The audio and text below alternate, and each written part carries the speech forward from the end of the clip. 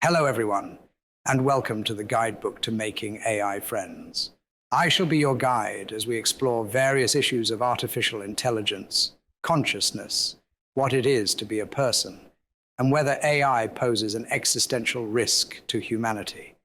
The topic for today is, tell me about your machinist, or sometimes a spark plug is just a spark plug.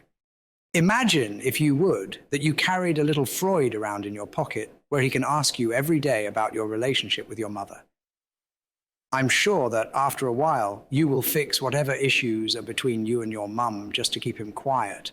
But other than this annoyance, how do you imagine your life would be if you could speak to a psychiatrist whenever you needed to?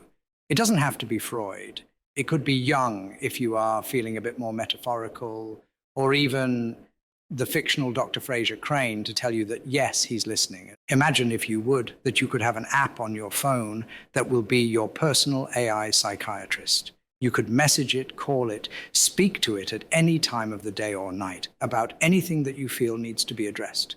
Your AI psychiatrist may even give you strategies to cope with stress, exercises to work on your own perceived weaknesses, and give you tips on how to deal with the parts of life that aren't always rosy. Do you feel that your mental health would improve if this scenario became a reality? Do you think your life would be better than it is now if you could have as much therapy and psychological help as you feel that you need? Or just someone to vent to when life gets too much? If you said yes, don't be ashamed, you are in very good company. There are more people than we would like to admit who aren't receiving the therapy they need. In fact, over 6.5 million are not receiving the mental health assistance they need because of the cost of therapy. Even in those countries with more affordable healthcare, the accessibility of mental health services and the waiting times on the public list leave an untold number of people without the therapy they need. AI can change this. AI can fix this. What is more, through this, AI can change and save lives. Poor mental health is one of the most crucial risk factors when it comes to domestic violence and family harm incidents, not to mention the close connection between poor mental health and suicide. It does not need to be this way. In a recent guidebook entry, I spoke about how 500 people die each week in Britain while waiting for medical treatment in an emergency department.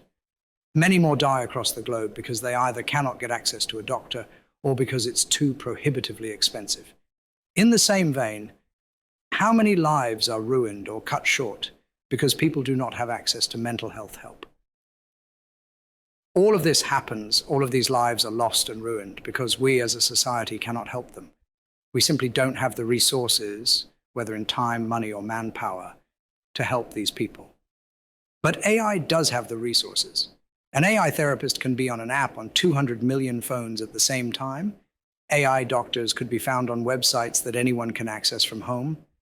Everyone is so concerned with getting their corporate chatbots to not say inappropriate things, or to get their AI girlfriend bots to be just the right level of saucy, and yet everyone is forgetting that a conversational AI model's best use for the most people is in helping them overcome their problems.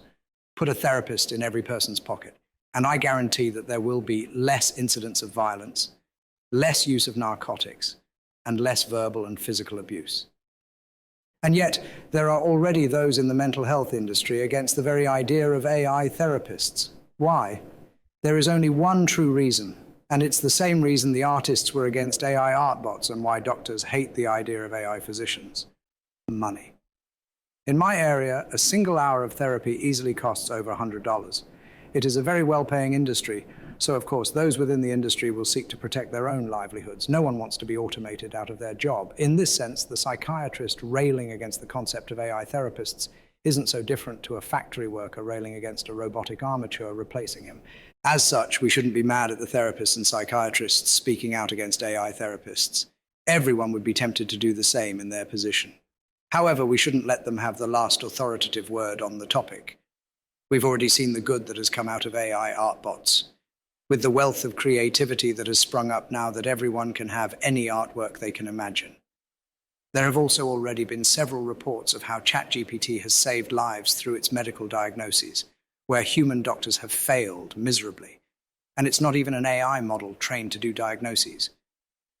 You only need to go on social media to see reports from people who have gotten much-needed relief from life's stresses simply by chatting with ChatGPT and other conversational models. People are using these models as interactive diaries, and their mental health is all the better for it. The world is already seeing successes from these AI models, whether for physical or mental health. Rather than decrying their current faults, what we need to do is promote enhancing their quality. AI has been the greatest democratizing force in the world since the advent of the internet, and it has already shown that it will be an order of magnitude more beneficial to humanity. AI has the potential to save more lives than any other technology mankind has invented, but we need to give it that chance. And it can all start with fixing our mental health crisis. So the next time you don't feel your best and you wish you had a professional to talk to about it, just remember that we can make that a reality if we push for it hard enough. And that is all the time we have for today. Thank you very much for listening, and I hope you will join me again next time as I delve into further questions about artificial intelligence and consciousness. I have been your guide, and this has been the guidebook to making AI friends.